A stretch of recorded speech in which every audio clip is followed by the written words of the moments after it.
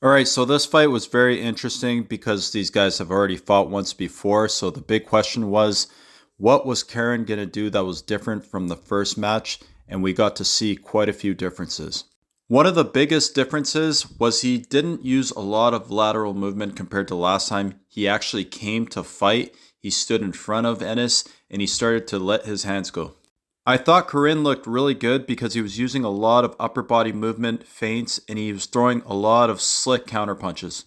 Ennis started the fight off with a really beautiful jab, and he was very active with it, but he seemed to abandon it throughout the fight. For the first 4 rounds, the fight was actually pretty close. It was back and forth. Every time you thought Jaron Ennis was landing clean punches, Karen would come back with his own punches, making it a very competitive fight.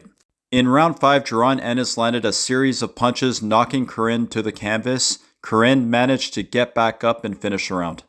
The thing that stood out for me in this fight was a lack of defense from Jaron Ennis. It seemed like he was very open to being hit. He wasn't defensively responsible in a lot of moments, and he had to pay the price. I think that he relies on his chin too much, and at this level, he can get away with it. But if he moves up and fights the likes of Terrence Crawford, he's going to get knocked out. I think Ennis tried to focus on the knockout a little too much. He was smothering his own space and not using the jab or going to the body. So he's going to have to work on that going forward.